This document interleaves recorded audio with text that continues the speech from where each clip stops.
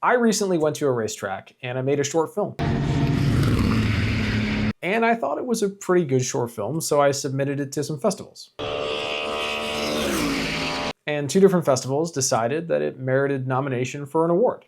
It's been a real whirlwind. Anyway, here is the film, and then I'll explain to you how the film was made. My name is Mark, by the way, and I make motorsport films, but you probably already figured that out. Absolutely the best track in the world and the event. You have all the fans here which are so enthusiastic. You see barbecues, you smell the food. You want to be a part of this race. I think it's got so much of that old school racing style. Longest track in the world currently, and I think this is the best race in the world. We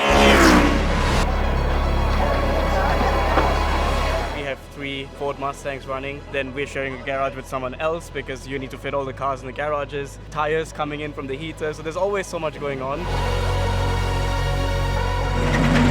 The top class and the quickest cars on track, and the speed difference is massive between the quickest car and the lower classes, and it can be up to more than 100 kph. I approach a corner and I look ahead, there's 0 cars in front of me.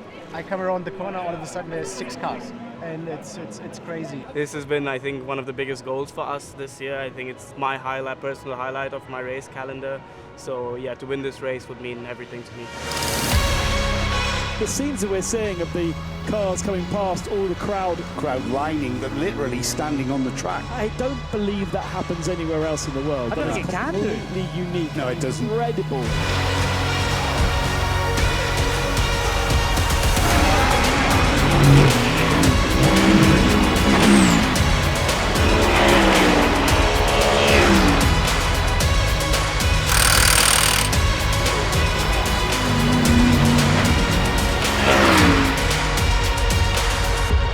Unfortunately, we had an incident in Flugplatz which took us out of the race. It really sucks because we had such a fast car.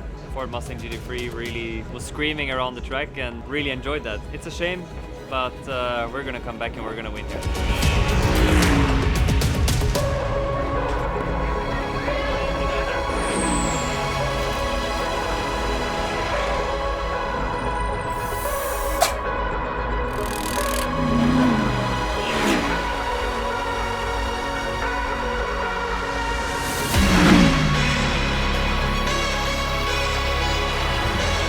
First of all, our plan was to arrive at the start and finish line after 24 hours, and I mean, at this position we are really happy about it. Let's see what the last hour is bringing us and hope for the best and hope to end the race.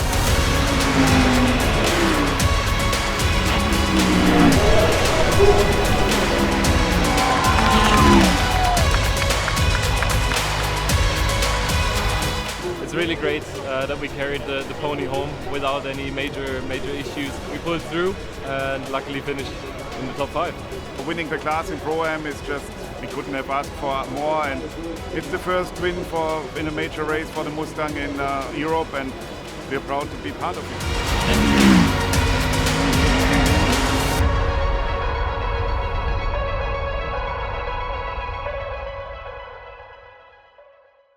So the recap film that you just saw, I mean, if you haven't already figured it out, is about HRT Ford Performance, the Ford Mustang GT3 factory team competing in the 2025 Nürburgring 24. It was actually part of a 4-week trip to Europe covering 3 24-hour races on back-to-back weekends. We did the 24 Hours of Le Mans the week before the Nürburgring, and then the 24 Hours of Spa the week after, and I still don't think my body has recovered from doing 3 consecutive 24-hour races. I actually did all 4 this year. I did Daytona as well, and I have a vlog from that. If you want to watch it, you can just click up there and go check that out.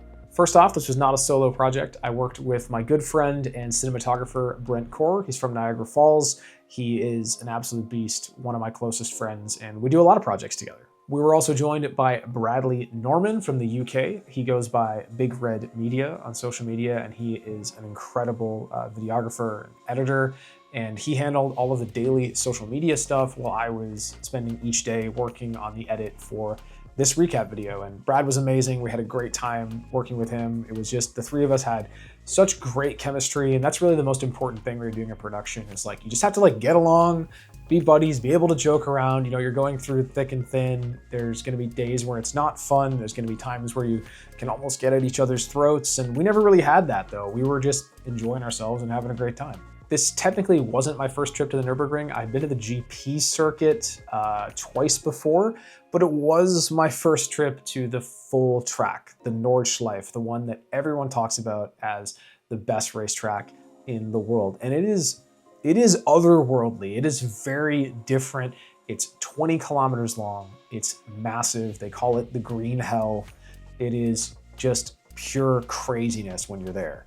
In fact, none of the three of us had ever been there before, which presented many different challenges. Like, not only, do you have to film a 20 kilometer long circuit, you have to know how to get to all the locations to film. Luckily, we had the help of Tim Uppeitz, who's the event photographer and owner of Gruppe C. They're a German photography agency, and he took some time to show us everything on a map. He helped us rent scooters, as the rental guy only spoke German, and he was just a massive help, a huge resource for us. He kept offering us to come down and have snacks with his crew, and he takes really good care of his guys. Tim's an amazing dude, just generally an awesome person. So Tim, you're a legend. We wouldn't have been able to do this event without your help. It was just awesome. One thing that really worked in our favor was that we had amazing weather throughout the event. Like, this was the first time in, I think, 20 years people were saying that there was no rain at all the entire week. So the sun was shining, temperature was nice, cool in the evenings, not too hot during the day. It was pretty fantastic. When it comes to camera gear, my main camera was the Sony FX6, and I also had the Sony a7S III, primarily just mounted to a gimbal. Brent also used an FX6, and Brad had the Sony FX3. So we were all shooting Sony and shooting in the S-Log3 color profile, so all of our footage matched perfectly. For lenses, I had both the Sigma 28-105 and 24-70, and then I was also using a Sony 70-200 f2.8 with a 2x teleconverter for a little bit extra reach. Brent used the 200-600 Sony, as well as his Zeiss 35mm. He had some other stuff as well with him, some weird, crazy lenses, but he really only used those two on this project. Brad also had the Sigma 24-70, and then he used the Sony 100-400 for shooting trackside. And then for audio, we just kind of had a combination of Rode and Sennheiser shotgun mics. We didn't end up needing like any wireless lavs or anything. We just basically used standard shotgun mics, and everything sounded great. Moving into music, for me, music is the most important part of any edit. You have to have the right track. I'm always going to pick the music first and start visualizing in my mind what the edit is going to look like. I'm a very musical person. I play the guitar, I collect guitars, and music is just very important to me. So you gotta have the right track. And the music for this project is from musicbed.com. Now, I've talked a bit about MusicBed before in one of my other editing breakdowns. They are probably, when it comes to quality of the songs, they're the best music service that I've come across so far. However, they are very pricey. It gets very expensive very quickly, and you even have to do like custom licenses depending on how big your client is. For Ford Performance, they have a custom license with MusicBed to use a certain number of songs per year, and it's very, very expensive, but the music is amazing.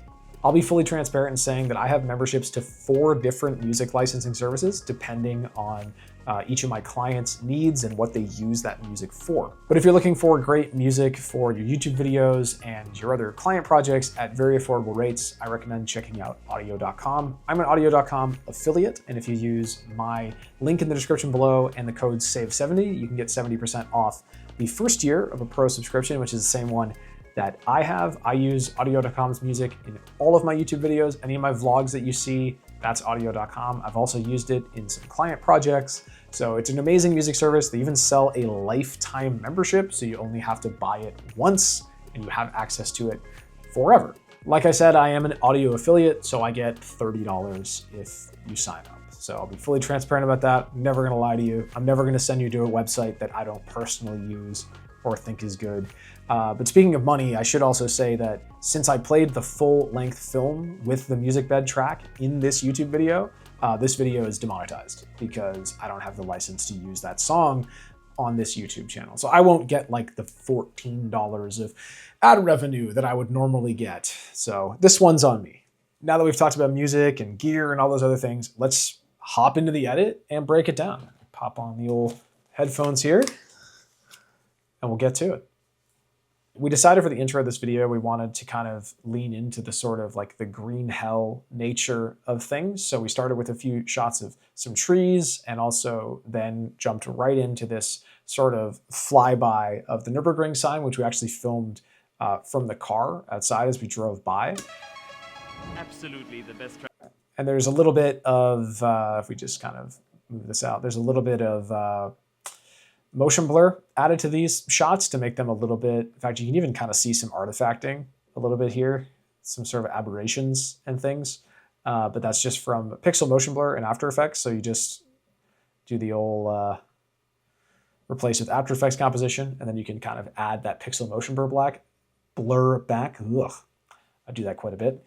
And then we get Dennis Olsen on screen telling us all about, you know, how crazy the fans are and things. And we really wanted to show the fans at this event, because the joke about this event is that this is the one race where the German people really cut loose and they aren't uptight and they have a great time and they just get super, super drunk and have an awesome day. And we really wanted to capture that. So we wanted to feature a lot of the shots of the fans, and they build these like crazy scaffolding setups and whatnot, and the barbecuing, and it's really cool. And you always hear drivers saying like, we can smell the barbecue, you know, while we're in the car. So we got that in there.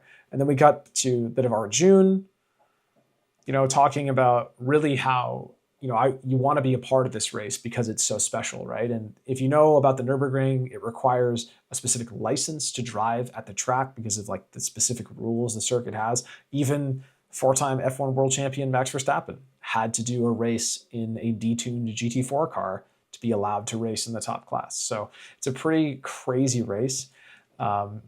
I didn't want to feature too much of the drivers actually on screen. Like we do see them briefly, and you get their lower third there saying, you know, Ford Performance Factory driver, just so you know who they are. But we really wanted to cover most of it with footage because like nobody wants to just like look at a guy's face. You know what I mean? You want to see like some footage. And then we get this beautiful drone shot that was actually provided to me by Emilio Picharch, who we'd worked with at Le Mans the week prior. He said, I have some drone footage of the Nürburgring from like an off day if you want it. I was like, I would love it. So he gave us a little bit of drone footage we threw in there. I don't like leaning on drone footage very much. I'm not a big drone guy. I think sometimes it can be a real cop-out for an establisher. It does work well, but sometimes I feel like I see too much drone footage in videos. So I just use a little tiny bit in this just to show like, hey, this is the scale of, you know, this section of the track. And then we get kind of, you know, let's hear the car as it flies by. This is my classic transition that I love doing, which is just some tires. That's me just waving the camera back and forth in front of some tires. I love it. I use it way too much. A little bit of, you know, audio. We get to see more of the scale of this event in terms of the number of fans attending. We get this really cool like motion laps, which I just did just on the gimbal with the A7S III in the S&Q mode and just set it to 1 frame a second and just walked with it. And you get this really cool like sort of, you know, motion laps. We have 3 Ford Mustangs. I love this shot here of the newspaper opening. So this race starts in the afternoon, and we got to the track really early to beat the traffic. And I wanted to get a few extra shots of, you know, just some sort of different type of stuff. And Brent said, hey, if you look at the little like newspaper they give out, it has photos of the 3 Fords in it. So I said, let's go get a shot of it. And this is Brent opening the newspaper. And I just filmed it, and we just threw this in, and we're like, why not, right? You can stage stuff. We're not doing journalism here. So I thought that was really cool. We just threw that in there, open it up. It's fun.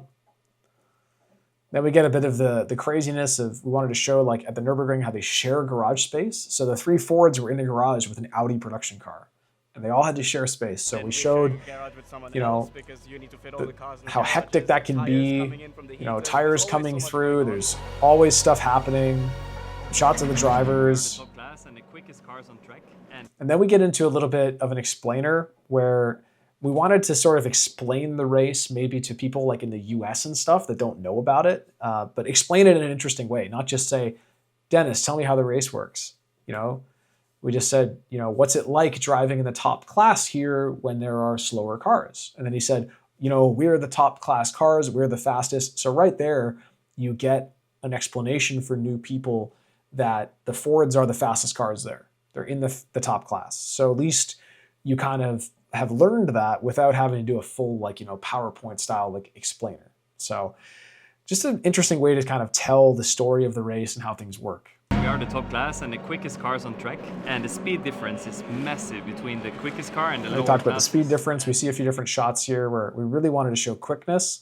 So this shot coming out of the, or coming down the front stretch is, you know, just framed up where they're small, but they're going kind of the fastest they will on track there. And you get these sort of whip pans I like to do a lot of the time where you just follow the car and then drop the camera. And it works as a great natural transition. You see it there, you see it here, boom, boom. Nice transition into the next shot. We get to see some nighttime stuff. It can be up to more than 100 kph. I approach Little bit of the corner slow-mo. and I look ahead, there's 0 cars in front This of me. was great I come around the by corner, all of a Dirk. sudden there's 6 cars. And You know, it's- telling us how crazy it is. Like, oh, you know, you come around a corner, there's no cars, and then boom, there's 6 cars. And, you know, you get to really tell the story of that, you know, craziness that is the Nürburgring 24. It's crazy. This has been, I think, one of the biggest goals for us this year. I think it's my Brent got this crazy shot of Arjun with the 35 mil.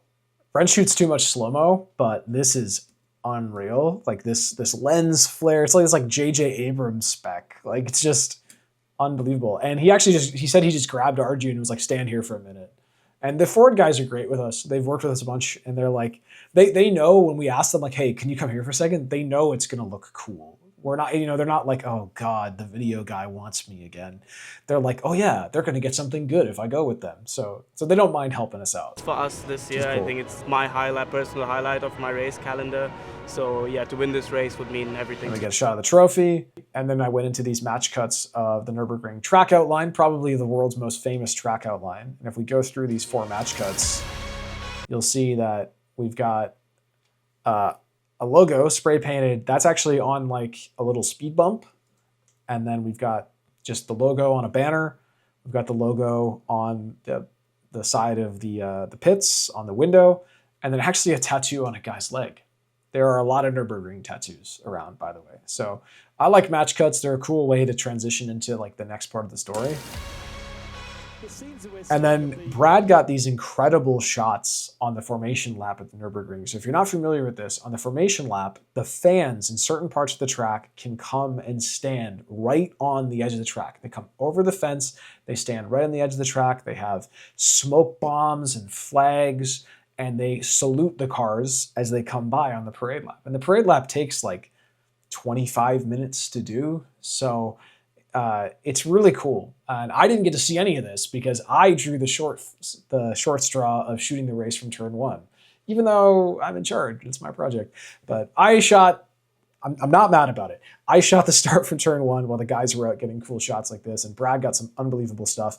And here we actually bring in the sound of the race broadcast from Radio Le Mans. We get to hear Johnny Palmer talking about how cool it is that the fans are out there. Seeing of the cars coming past, all the crowd lining that literally standing on the track. I don't believe that happens anywhere else in the world. I don't think it can do. Completely unique. No, it doesn't. Incredible. And we actually clipped a shot of just the car coming through in a vertical and gave it to Ford to post, and it was one of the best performing posts of the year. And it's just one of the most unique things in all of motorsports. And I like how he says, like, I don't think this could happen anywhere else in the world. And the fans, they do it, and they get right off the track on their own. They don't really need to be told to. They're very organized people. So I did love my time at the Nürburgring, and you'll probably get that vibe as we go through this video. It was a lot of fun. We get more shots that Brent got, people waving the hats. I love that. And then that's a shot that I got from turn 1, doing the boring job of shooting the start from turn 1. But I got a pretty decent start shot. I mean, we didn't have any Fords up in the top 5, so the start wasn't that important, but you still want to have a shot of the start. I really do like having that shot of the full start into turn 1. And then we just go kind of into an action sequence. We get the jump there, like that is obviously shot during qualifying. They don't jump like that a lot during the race. It's really just in quali when they're pushing. And then we see some fan shots, and we kind of progress through to the nighttime. One of my biggest flaws when I'm doing a lot of my editing is that I want to edit everything chronologically. But that plays really well into my hands when we're doing a 24-hour race edit because you really want that edit to be chronologic. You want to show the time passing like as it normally does, right? You want to go from daytime to evening to nighttime to morning and etc. So we did that in this edit. I got a great shot through the trees here. This is actually at Kesselchen, which is a part of the track that when I told Tim that I went there, he's like, cool, I've never been there before, which I thought was pretty interesting for a guy that's shot like 20 Nürburgring 24s. It was a long way to go, but it was a really cool trip out there to go and get some unique shots. Well, pit stop action. Pit stops at the Nürburgring 24 are not that interesting. They are they're not competitive. They're timed, so they have to sit there for a certain amount of time. They don't use air compressors. They just or if they don't use nitrogen for the guns, they just use an electric gun and skate the car, and it's not that interesting. But we had to put it in there anyway, so you can at least see driver changes happening. We get some shots of the engineers. Pit stop over. We get into Sunset. Sunset was amazing where I went. This was right before the marshals told me off and asked me to come away from there. This was technically not a red zone. A red zone is an area on track that's marked in red on a map that says you're not allowed to shoot from there. This was completely allowed, but the marshals were really concerned because they'd never seen a photographer come there before. So they were really like, we don't think it's safe. And I was like, okay, it's your call. Like, I think it's okay. Like, I feel comfortable doing it. And he's like, okay, you can go a little bit. And then I kind of kept sneaking farther down. Then eventually he's like, I really don't want you to be here. Like, I'm worried about you. And I was like, fair enough. So, you got to listen to the direction of the marshals. And if the marshals who do this for a living and they see a lot of dangerous stuff, if they're telling you they don't think it's safe. And unfortunately, we lost one of the pro class cars. They had a crash just after it got dark. So we were down to 2 cars at that point. It really sucks because we had such a fast car. Ford Mustang GT3 really was screaming around the track and really enjoyed that. Brent got some great shots with his 35 here. Oh, I almost forgot. Brent also had the Helios. Totally forgot about that. You can see it here with the ridiculous blue flare. That's from the Helios 44.2. I should have put that in the gear thing before. I totally forgot that he had that until I watched the video again.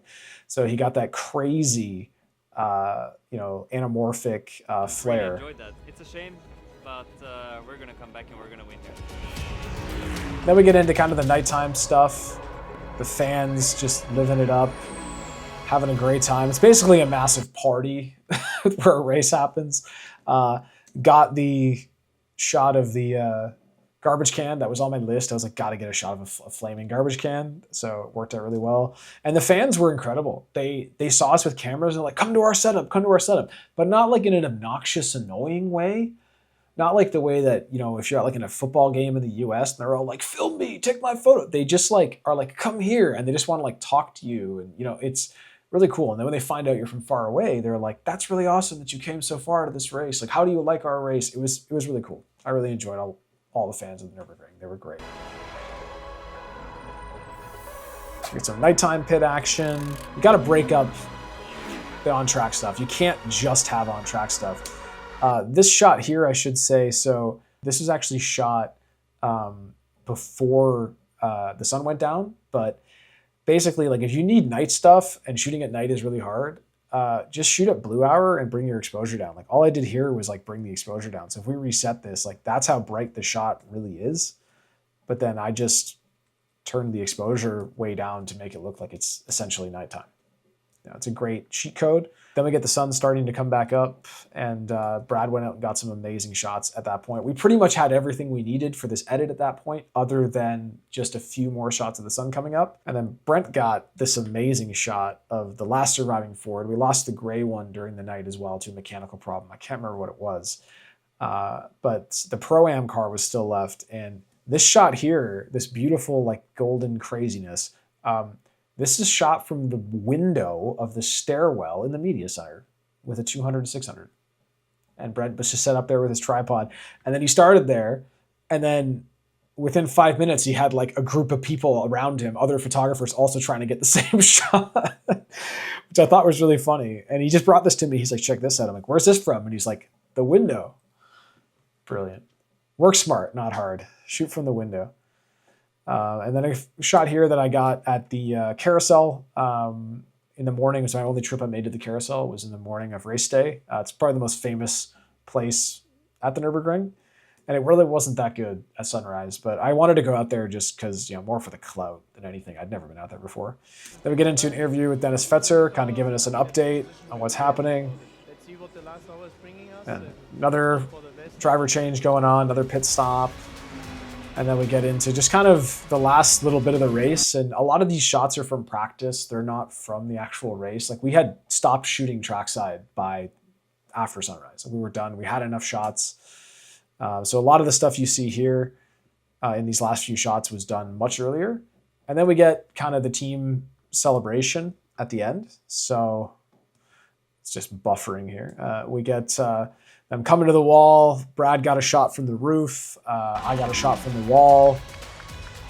We got the crew and the tears and everyone having a great time because they won the Pro-Am class and finished 4th overall.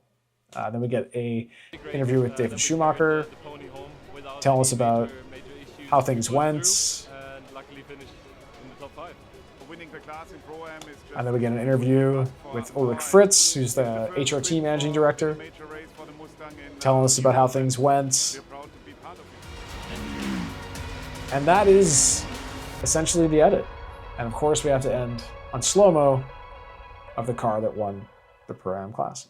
And that is essentially the edit. How it was put together, why we chose certain shots for certain things. There's not a lot of craziness there. There's not a lot of effects. There's not a lot of gimmicks. There's not a lot of sound effects. There's not a lot of optical flow and other like trendy effects to keep, people hooked that have the attention span of a goldfish.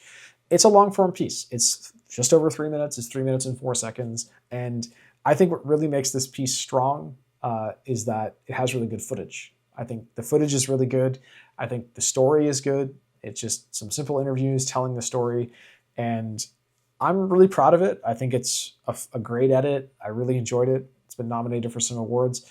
I haven't won any awards for this, but I was nominated. It was amazing to go to the Motor Film Awards and get to see this get played among some other incredible projects and people that I admire. So it was really cool to get to make this edit on site. And this was delivered to the client within 1 hour of the checkered flag.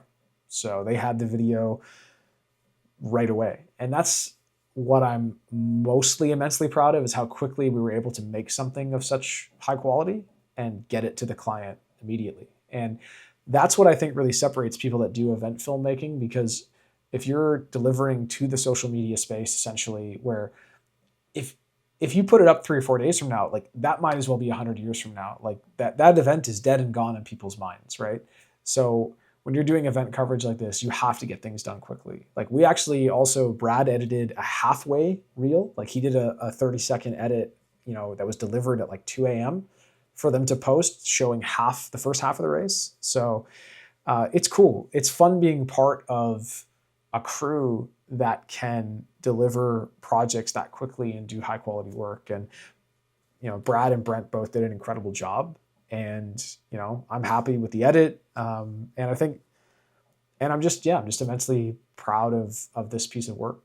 And it's just one of dozens of projects that we've done this year that, I would hang my hat on and be very happy to put on a demo reel or in my portfolio. So it's a fun piece.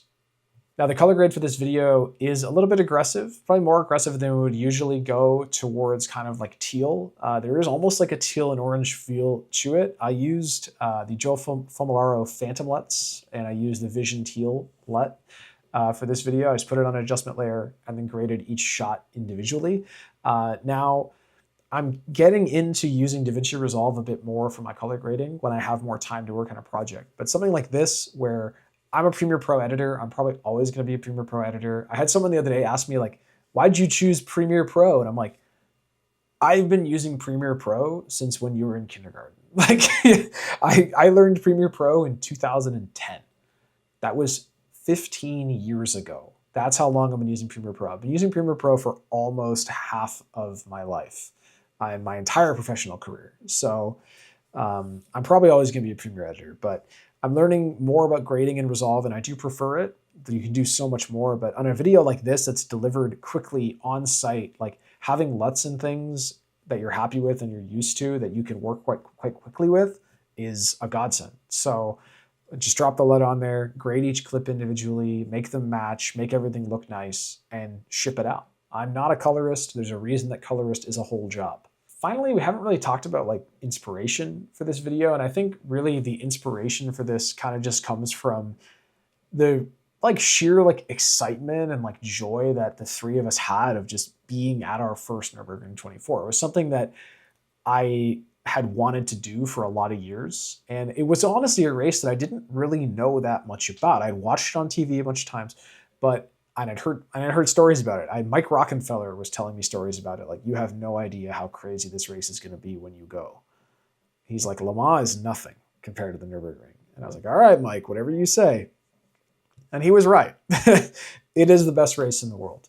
I think there is no better car race on earth. If you like cars, if you're an automotive person, this is the best race in the world. And it's like wacky races. You have like GT3 factory teams on track with like a Mini Cooper run by 6 guys that don't have matching suits, and they're fueling the car with a regular fuel pump, and they have to share it between the cars. You know, it's just crazy. It's just, you know, the vibes are immaculate. The fans are amazing. It was just an amazing week in Germany that I just loved every minute of it. I did crash a scooter and burn my leg pretty bad, and it got infected, but that's a story for another day. I think the edit was really helped by obviously the interview segments with the drivers. We wanted to do that rather than just have, you know, a cinematic for 3 minutes. I think those get kind of boring if you don't really have any story and it's just a bunch of stuff happening. It's nice to have the interviews to really drive it, and then having that little bit of audio from the broadcast from Radio Le Mans. So thank you to Yves and John for letting us use that, and you know, having that to tell the story of the formation lap and why it's interesting and why it happens. You know, and I think that was really cool, and you know, it went super well over the shots that Brad and Brent got of that formation lap. So that's basically it. That's how we made that project. Like I said, it was nominated for 2 awards. It was nominated for Best Event Film at the Motor Film Awards, and it's also been nominated for an award at the Grand Motoring Film Festival, which is this coming weekend. So maybe it'll win an award. I don't know. I'll update in the comments if it does win an award. But it's not about winning awards, but it is cool to be recognized for your work. So yeah, I'm pretty happy with it. Like I said, I'm immensely proud of it. It's a cool project, and I think the more I do these projects and the more that we see what we're able to achieve with them, the more I want to do better and do more. And I think 2026 is going to be huge when it comes to content and to storytelling and whatnot. And really, the storytelling is what I care about more than anything. It means so much more to me than editing gimmicks and you know, catchy little hooks you can put in. It's the storytelling for me that's important. I think if you have a compelling story, that's really what matters. You know, I just want to tell cool stories that involve these cars. Like I've always told people, you know, I am not a guy that makes, you know, race car films. You know, I make films about people that race cars because I think that's just way more compelling, right? So that sounds really pretentious and a little insufferable, but I'm an artist. We're weird people. So yeah, that's basically the edit. And I hope you enjoyed this editing breakdown. If you have any questions about this edit or about anything else that you'd like to know about being a motorsport filmmaker, please do not hesitate to put those questions in the comments, leave a like on this video, subscribe to the channel, all of those things. Like I said, this is a freebie because we're going to get demonetized for not having the right video licensing. But thanks so much, everyone, for watching. I do really appreciate it. Thanks so much for supporting what I do as a motorsport filmmaker and supporting this YouTube channel. It means the world to me. If you want to join more of the conversation, we have a Discord server. There's a link in the description below. You can also, like I said, get 70% off the first year of a pro subscription to audio.com. Link in the description below. Use the code SAVE70. And that's basically all I have to say. That's the end of the video. Thanks so much for watching, and we'll see you next time.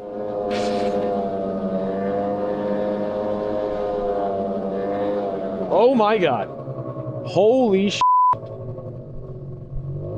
Wow. Those are massive. Wow.